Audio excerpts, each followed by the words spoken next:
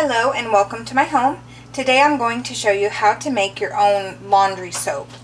And it is so cheap and so easy to make. You'll probably think, like I did when I first made it, why haven't I been doing this sooner? There's only 4 basic ingredients, water being one of them. Everything else you can get in your local stores, your local box type stores, laundry aisle. You'll need a cup of borax. This is generally around $3 to $4 for a big box. It'll last you several batches.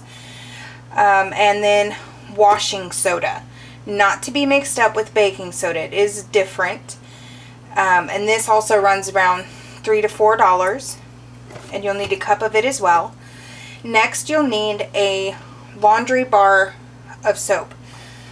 They generally run around $1, and you'll need 1 per batch. I normally go with Fels Naptha, but my husband went and got me this, so I've used it today. What you'll need to do is just grate it up, and this is probably the longest thing that you'll have to do, the most time consuming, because it is like grating a hard block of cheese. You'll probably have to take a couple breaks because your arm will feel it by the end of it. And here I have it all grated up, ready to go. And we'll just take a pan and put a lot of water in it and start it to boil. And then what we're going to do is put in this soap, and I'll bring you back when I've got the water boiling. Alright, while I'm waiting on that water to boil to melt my soap, I'm going to go ahead and get my bucket of water ready to go. And the recipe originally calls for 5 gallons of water. I don't have a 5-gallon bucket, so I have a 3-gallon bucket. That it just means that it's going to be super concentrated, and I'll need to use half per load. But what you'll do is you'll get straight up hot water out of your tap, as hot as your tap will make it, and then just put in the cup of borax and the cup of washing soda, and just mix that in until it all dissolves. You won't feel any more gritty on the bottom. And mix that up, and then when the soap is all melted, you'll just add that in there. Thank you. There we go. And as soon as I get my water boiling, I'll bring you back. Alright, my water is on a light boil. You don't really want it at a rolling boil, because as soon as you add the soap, it will suds up a little bit as it boils. I'll show you here real quick.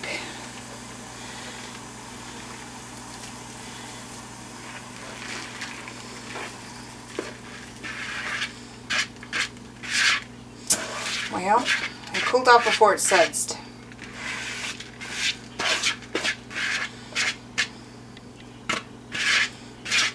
Yep, cooled off a little bit before it sudsed up really bad.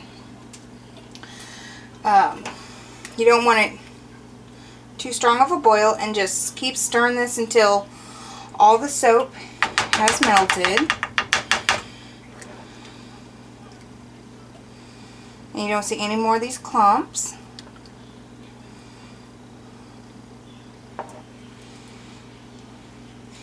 And this will make your entire house smell wonderful. I really like the Fels Naptha, the way it smells. It smells clean, nice and clean. And this one has a little bit of a citrusy smell to it. If you want your laundry detergent to smell better and actually the smell stay in your clothes, you can add any kind of essential oils that you like. Generally, the smell of the soap doesn't stay in your clothes really, really well. your clothes will just come out smelling clean. Which is something that I love about it. Okay, once this melts a little bit more, I'll bring you right back. Alright, well, I accidentally let it go to a hard boil, and as you can see, it's sudsing up a little bit, so I had to turn it down a little. That's perfectly fine. And just keep on going till it's clump free and everything's melted. Alright, so my soap is all melted. No more clumps, and it goes directly from the stove to the water.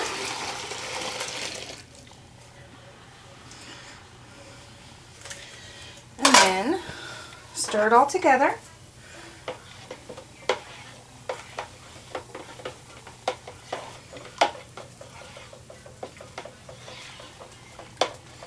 If you need to, add a little bit of hot water on top of that. Like, I didn't add enough water the first time. Just mix it all together.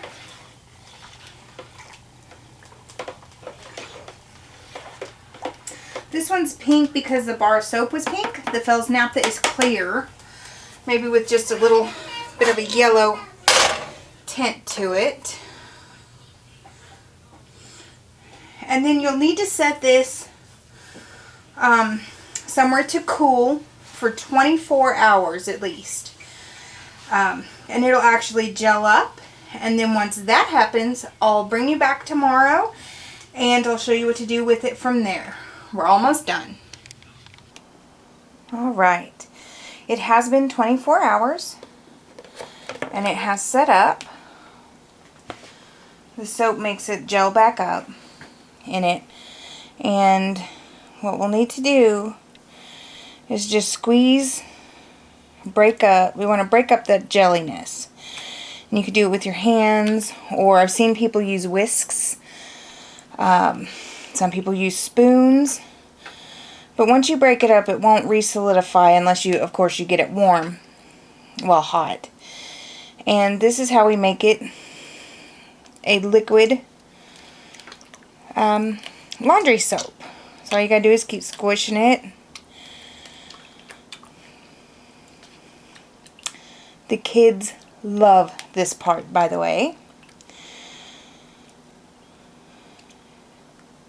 I know some people have a liquid container specifically for holding liquids. This is not. But if it's waterproof, I know some people that just roll it around on the floor after they break it up just slightly, so it all moves around. And just keep smushing it up. Now when this is all done, you can put it in old laundry detergent jugs that you have. I'll show you some of mine here in a little while, what I use. And you only need about 1/4 of a cup or so per load. You can make it, I've seen some people not even put any water in there and just use a couple tablespoons in loads. I personally like doing it this way. And I've also seen some people do a dry laundry detergent by just putting the bar of soap in a food processor after it's been grated. So it gets nice and fine, and mixing the ingredients that way and only putting in a tablespoon or so per load as well. And also, if you have extremely harder water, you can add a little bit more borax. If you need a little bit more washing power, like you have a job that's really dirty, you can put in more washing soda. Alright, here we go. And you're not going to get all the clumps out, just get all the big ones out. And here we go. And once I wash my hands off, we'll start putting them in containers. Alright.